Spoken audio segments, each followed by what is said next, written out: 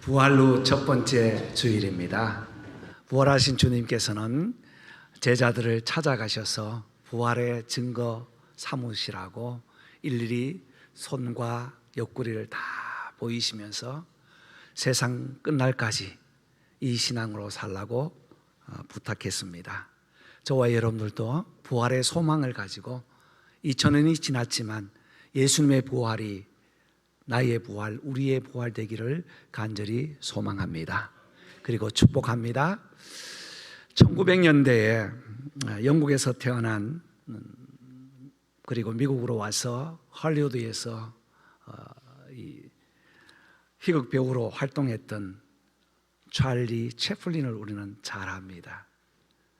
요즘은 이 동영상이나 또 여러 가지 애니메이션을 통해서 영화를 만들지만 그때는 희극 배우는 특히 자기가 몸짓으로 이렇게 표현을 하잖아요.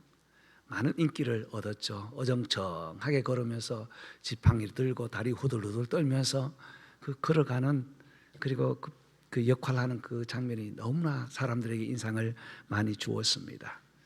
많은 일로 인해서 지쳐가지고 좀 휴가를 내어서 어느 시골로 조용하게 쉬기 위해서 갔습니다.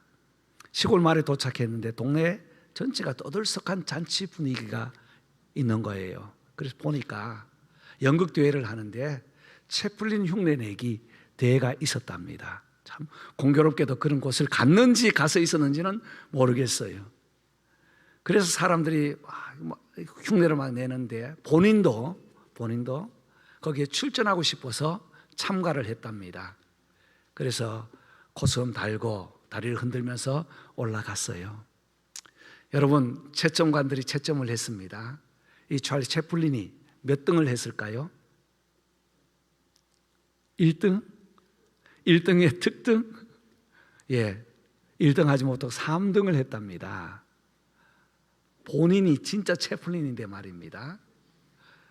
그래서 채플린이 진짜보다 가짜가 더 유능하게 잘하구나 하는 생각을 했다고 합니다.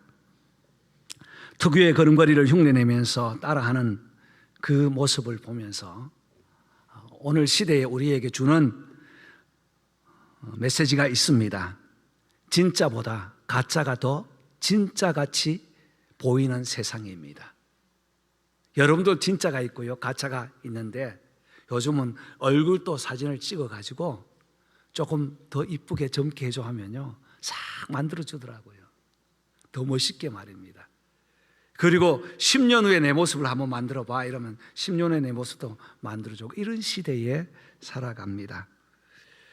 AI를 통해서 축구를 보는데 제가 한참 동안 보았습니다. 그 중계를 얼마나 잘하는지 손흥민이가 막 하고 하길래 한참 보다 가만 보니까 지금 축구 시즌이 아닌데 보니까 가만히 보니까 이것도 가짜예요. 다 가짜예요. 이런 가짜가 판치는 시대에 살아가고 있다는 거예요. 가짜가 진짜보다 더 유명하고 더 확실하고 더 분명한 같은 시대에 삽니다. 신앙도 마찬가지라고 봅니다. 그럴듯한 신앙, 복음이 진짜 복음을 엎어서 이제는 진짜 복음이 무엇인지 혼돈될 만큼 가짜가 진짜를 흔들고 살아갑니다. 교회도 마찬가지고 목사도 마찬가지예요. 누가 진짜인지 가짜인지 알 수 없을 만큼 그 기준이 어디에 있는가에 따라서 분명한 진짜와 가짜는 있을 텐데 사람들이 군중에 따라서 대세에 몰리고 있기 때문에 진짜를 놓쳐버리고 가짜를 따라가는 일들도 많이 있다는 겁니다. 이러한 때에 복음으로 다시 돌아가야 되겠다 싶어서 금년도에 복음으로 세워지는 교회라는 우리 슬로건이 있기 때문에 우리는 다시 복음으로 돌아왔습니다. 다 같이 한번 오늘 제목을 같이 한번 고백해 볼까요? 복음으로 돌아가자. 복음으로 돌아가자. 다시 복음으로 돌아가자. 바울이 갈라디아서를 기록할 때는 예수님께서 부활하시고 하늘로 올라가신 후 30년도 채 안 되었습니다. 그때 예수님과 함께 있었던 사람들도 있고, 예수님의 부활의 장면을 목격했던 사람들도 있고, 하늘로 올라가는 승천의 그 자리에 있었던 사람들도 있었을 것입니다. 바울이 지역을 돌면서 복음을 전하다 보니까 갈라디아 지역에 이상한 소문이 돌았습니다. 첫 번째, 복음을 전했을 때는 순수하게 복음을 받았는데, 저 예루살렘에 올라온 유대인들이 올라와서 가짜 복음을 전하고 있는 겁니다. 그래서 바울이 급하게 편지를 쓴 것이 바로 갈라디아서입니다. 바울이 쓴 편지 중에서 가장 먼저 기록했다고 볼 수 있을까요? 아니, 신약 성경 중에서 가장 먼저 기록했다고 볼 수도 있을 것입니다. 그 짧은 시간에 이미 교회 안에는 가짜 복음이 들어와서 진짜 복음이신 예수 그리스도를 희석시켜 버리고 세상을 따라가는 무리들이 있었다는 겁니다. 그렇다면 진짜 복음과 가짜 복음의 차이는 무엇일까요? 먼저는 4절 보면 그리스도께서 하나님 곧 우리 아버지의 뜻을 따라 이 악한 세대에서 우리를 건지시려고 우리 죄를 대속하기 위하여 자기 몸을 주셨으니 라는 말씀이 우리가 읽은 앞절에 나와 있습니다. 진짜 복음은 구원이 있습니다. 진짜 복음은 이 땅에서 잘 살고 잘 먹고 누리며 사는 것이 아니라 우리의 영원한 구원자 되신 예수 그리스도의 은혜가 거기에 있다는 겁니다. 예수님을 보내신 하나님의 뜻을 깨닫고 인간의 몸을 입고 인간의 수모를 다 겪으신, 우리를 대신 십자가에 죽으신 예수 그리스도, 그 죄값의 은혜를 기억하고 주님께 감사하면서 주님의 다시 오실 그 주님을 소망하면서 살아가는 신앙의 본질을 놓쳐버리고, 그들 가운데는 진짜 복음을 놓쳐버리고 살아가는 사람이 있었습니다. 여러분, 주님께서는 죽음에서 확실히 부활하셨습니다. 이 신앙을 놓쳐버리면 안 돼요. 이것이 복음입니다. 주님께서 부활하신 이후에 40일 동안 하나님 나라의 일을 말하시다가 하늘로 올라가시며 우리에게 말씀하십니다. 내가 다시 오리라. 다시 오실 주님을 소망하는 것이 복음입니다.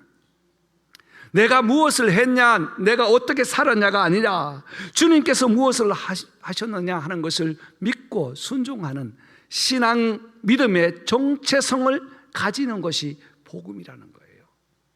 그러므로 다시 복음으로 돌아갈 때는 신앙의 정체성을 지켜야 합니다. 우리의 신앙의 기준과 기본이 되는 것이 무엇입니까?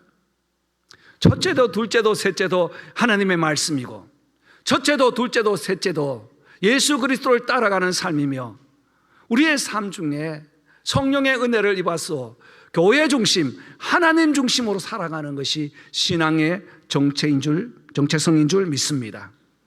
그래서 오늘 6절 보니까 그리스도의 은혜로 너희를 부르신 이라고 했습니다. 신앙 안에는 하나님의 은혜가 있습니다. 하나님의 은혜를 소망하면서 오늘 여기 나와 있죠. 근데 6절 말씀을 가만 보면 속히 떠나라는 중요한 단어가 있습니다. 복음에서 떠나는 일은 생각보다 얼마나 빨리 우리 마음에 찾아오는지 몰라요. 여러분, 믿음을 가질 때에 오늘 내가 예수를 믿겠다 결정하고, 물론 그런 분도 있습니다. 내일부터 막 새로운 사람 되어가지고 펄쩍펄쩍 뛰는 사람도 있지만요, 하나님의 말씀을 믿고 의지하기까지는 한 걸음 한 걸음 걸어왔다는 거예요. 오늘 저와 여러분의 자리에 앉아서 함께 하나님께 예배 드리는 그 순간까지 오게 된 것은요, 한 걸음 한 걸음 한 걸음 걸어왔어요. 그런데 여기에서 떠나는 시간은요, 훌쩍하고 떠나버리면 됩니다. 전도도 마찬가지예요. 한 분을 모셔와서 예수 그리스도 앞으로 인도하기 위해서 얼마나 많은 공을 들입니까? 때로는 헛밥까지 빼주고 주머니에 있는 것도 다 빼가지고 맛있는 것도 사주고 다 하지요. 여러분 그랬잖아요. 그런데 떠나갈 때는요, 아주 매몰차게 떠납니다. 그냥 뒤도 돌아보지 않고 떠나버립니다. 뒤를 돌아보면서 여러분, 저나 눈물 흘린 적이 많이 있잖아요. 오늘 본문에 보니까 이같이 속히 떠나 다른 복음을 따르는 것을 내가 이상히 여긴다. 바울은 그렇게 고백하고 있어요. 조금씩이 아니라 아주 자연스럽게 빨리 떠나버립니다. 세상과 융합하고 변질되어 버리기 때문에 저와 여러분은 빨리 세상으로 가고 싶은 그 욕망을 자제하기 위해서 어제도 오늘도 내일도 기도하며 왔고, 지금도 기도하고 내일도 기도하시는 줄 믿습니다. 그래서 끊임없이 은혜를 사모해야 합니다. 복음에서 떨어지지 않기 위해서는 우리가 적극적으로 말씀을 사모하고 기도하는 것도 필요하지만 더 크고 중요한 것은 하나님의 은혜가 있어야 합니다. 그래서 기도할 때 하나님 무엇을 달라고요? 은혜를 주옵소서 기도하잖아요. 오늘 우리 찬양팀에서 불렀던 꽃들도라는 이 곡은 참 아름다운 곡입니다. 경쾌한 곡인데 작사와 작곡했던 일본 형제 마에다 키츠히즈 형제는요, 일본에 있는 영혼들을 보면서 마치 쓰나미가 와가지고 왔다가 빠져나간 그 현장과 같다고 했어요. 그 현장을 보면서 다 쓰나미가 왔다, 일본에 많은 쓰나미가 오잖아요. 크고 작은 쓰나미가 왔다 가면 거기에 있는 풀들 다 쓸어버립니다. 그리고 건물 다 쓸어버립니다. 그런데 여기에서 어떻게 꽃이 피어날까? 어떻게 꽃이 피어나고 눈물골짜기 지나갈 때 어떻게 열매가 맺히고 웃음소리가 넘쳐날까 하는 마음으로 이 시를 썼다고 해요. 꽃들도 바람도 넓은 바다도 찬양할 수 있는 것은 하나님의 은혜가 임하면 된다고 했습니다. 그래서 후반절 보니까 나의 영혼아 예수를 찬양하라, 나의 영혼아 은혜의 주 은혜의 주 은혜의 주라고 했습니다. 사랑하는 성도 여러분, 저와 여러분이 복음으로 돌아가기 위해서는 우리의 신앙 정체성을 결코 놓치지 않기를 소망합니다. 거기에는 구원이 있다는 사실을 기억하고 하나님의 은혜가 있음을 기억하고 날마다 하나님의 은혜를 주옵소서 기도하는 저와 여러분 되기를 주님의 이름으로 축복합니다. 여러분, 복음만이 구원이 있고 은혜가 있고 생명이 있습니다. 구원과 은혜 이 두 가지는 우리의 행위나 노력, 수고 들어간 것이 하나도 없어요. 전적으로 하나님께서 주시는 사랑인 줄 믿습니다. 두 번째, 다시 복음으로 돌아가기 위해서는 바른 복음과 다른 복음이 있다는 것을 기억해야 합니다. 6절로 9절까지 우리가 다시 한번 보겠습니다. 성경 돌아가서 보면 우리 눈으로 스캔하시면 좋겠어요. 반복되는 단어가 있죠. 6절에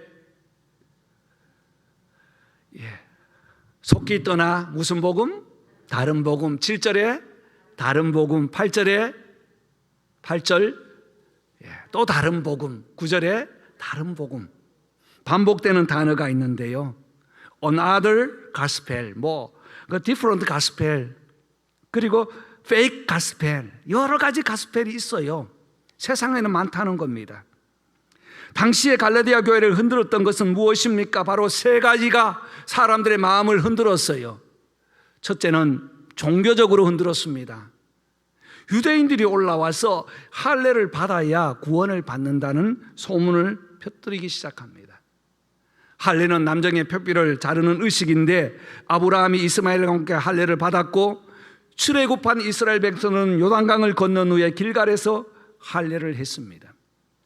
그 의미는 구별된 백성, 고통을 통해서 구별된 백성이라는 공동체 의식을 만들기 위해서 하나님께서 할례를 하도록 하셨습니다.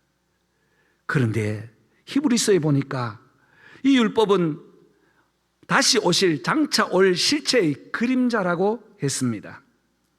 예수님이 이 땅에 오심으로 인하여 이제는 어떤 고통을 통해서 우리가 구원받는 것은 없는 거예요. 왜? 예수님께서 우리의 고통을, 우리의 질고를, 우리의 아픔을 다 져주셨기 때문이에요. 그래서 우리의 행위, 율법이 아니라 이제는 예수를 믿음으로 구원을 받는 것입니다. 사도행전을 보면 바울이 디모데를 데려다가 할례를 받게 했습니다. 사도행전 16장 3절의 말입니다. 그런데 갈라디아서 2장 3절 보니까 헬라인 디도까지에게는 억지로 할례를 받지 않아도 된다고, 할례 받지 말라고 했어요. 만약 할례가 구원의 그 표징이고 할례가 구원의 그 원리였다면 할례를 하도록 했을 것입니다. 왜 디모데는 할례를 베풀고 디도는 할례를 받지 않아도 된다고 했을까요? 그것은 바로 복음을 전하는데 그 지역 문화와 사람들에게 따라서 달리 평가를 한 겁니다. 왜냐하면 디모데는 유대인들에게 복음을 전하기 위해서 할례가 의미 있고 필요했고요, 디도는 이방인과 그레데 섬에서 목회하기 때문에 할례가 특별한 의미가 없기 때문에 할례가 필요 없다고 했습니다. 그렇습니다. 저와 여러분이 예수 믿는 것 이 하나만으로 만족하는데 어떤 신앙, 어떤 종교에서는 거기에 자꾸 뭔가 갖다 더 붙여요. 뭐 며칠 기도를 해야 된다는 둥, 뭐 헌금을 얼마 해야 된다는 둥, 다 다른 복음인 것입니다. 복음의 행위가 붙으면 다른 복음이 되는 겁니다. 복음은 복음이에요. 복음은 예수 그리스도와 그의 행하신 일, 하나님의 역사를 믿는 것입니다.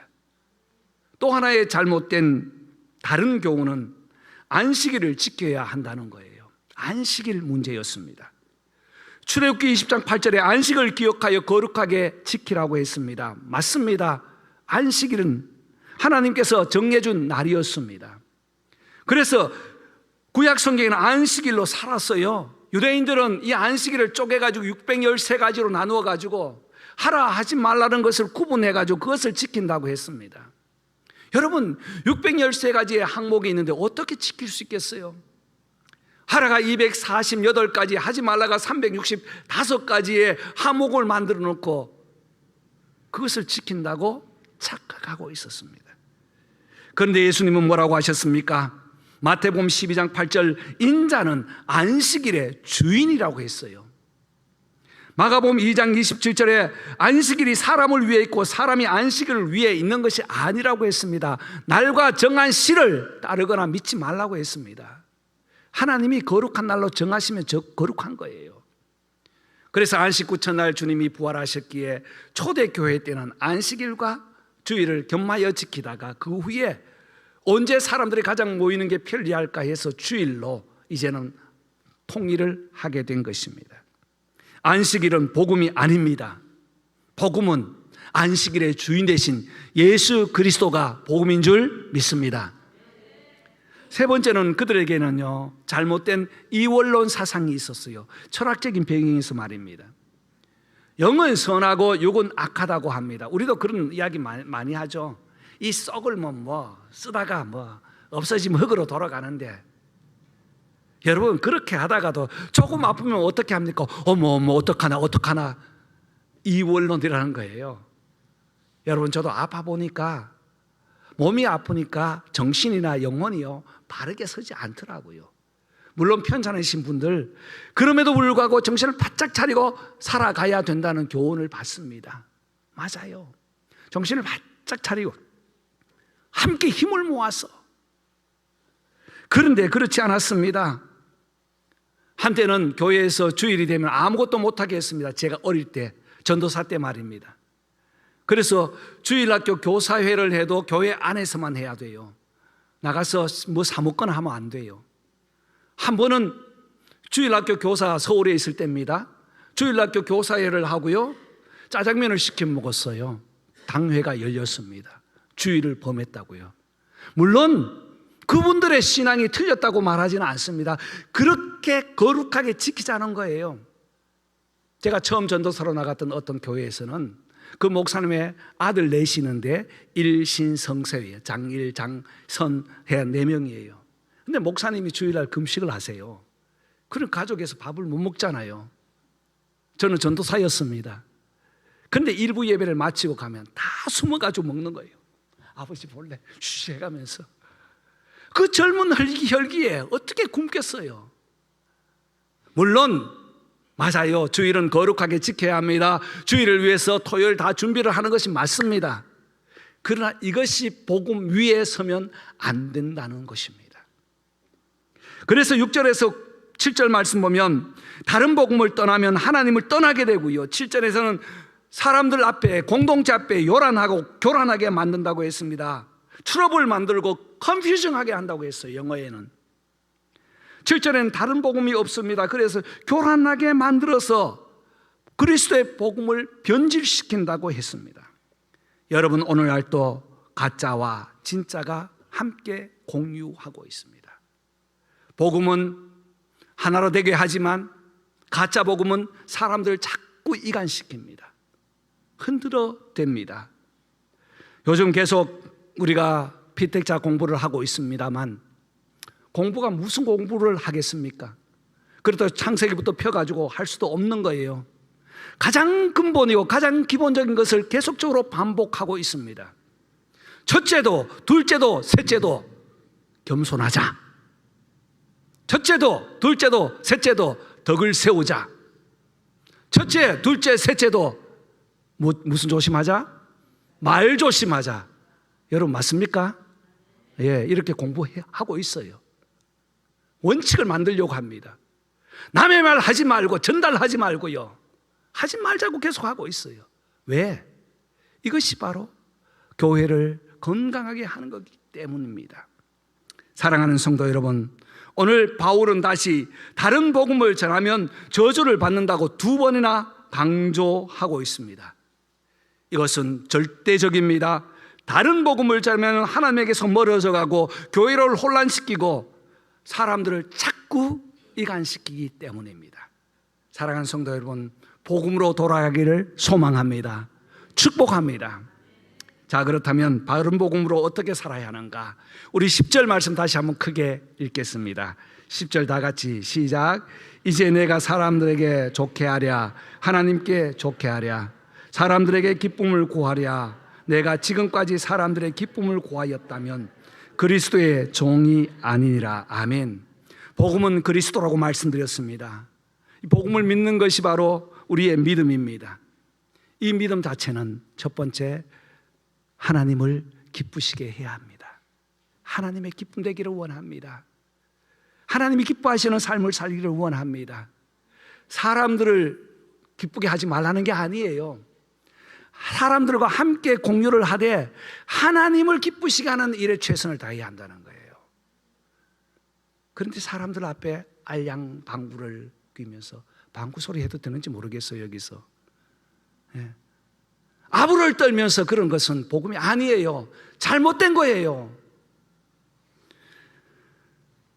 예수를 믿으면 천국 간다요? 간다고요? 좋아요, 믿고 갔습니다. 그런데 하나님이 보시는 것은 어떻게 살았느냐 하는 겁니다. 하나님을 기쁘시게 하는 삶을 살았느냐, 사람을 기쁘게 하는 삶을 살았느냐 하는 거예요. 아무리 정치가, 아무리 돈이, 아무리 권력이 중요하다고 해도 하나님보다 앞설 수는 없는 겁니다. 교회 앞에서는 그럴 수 할 수 없어요. 사랑하는 성도 여러분, 하나님의 기쁨 되기를 소망합니다. 하나님께 재롱을 떨고요, 오늘 파파 할 때 얼마나 기분 좋습니까? 저는 막 양치질을 하면서 파파파 했어요. 그냥 하나님께 기쁨이 되는 삶, 이것이 바로 복음을 위한 삶이 아니겠습니까? 두 번째는 그리스도의 종으로 확신되는 삶입니다. 10절 하반절에 보면 그리스도의 종이 아니니라. 어떻게 하면? 사람을 기쁘게 하면, 바꿔 말하면 예수를 기쁘게 하면 그리스도의 종인 줄 믿습니다. 우리 원아홉기는 하나로 교회는 규모는 작아도 단단한 교회, 예수 그리스도의 종이 다 되기를 원합니다. 목사만 종이 아니에요. 그래서 종님 하지 마세요. 목사라고 불러주시고요, 우리 모두가 하나님의 종이라는 것입니다. 아멘. 그렇다면 종은 주인의 말을 잘 듣고 주인을 기쁘시게 해야 합니다. 바울은 편지를 마지막 쓰면서 디모데에게 이런 편지를 썼어요. 디모데후서 4장 3절에 사람이 바른 교훈을 받지 아니하며 기가 과리어서 자기 사욕을 따르는 스승을 많이 두고 허탄한 이야기에 따른다. 너는 그러지 말라. 이렇게 부탁했습니다. 성도 여러분, 이런 목사 되기를 원합니다. 이런 장로님들 되기를 원합니다. 이런 우리 권사님들, 집사님, 우리 모든 성도 되기를 소망합니다. 복음에는 양보가 없습니다. 타협이 없습니다. 아부도 없습니다. 복음은 하나님의 말씀이고 예수 그리스도이십니다. 이 말씀으로 살아가는, 복음으로 다시 돌아가는 저와 여러분 되시기를 주님의 이름으로 축복합니다.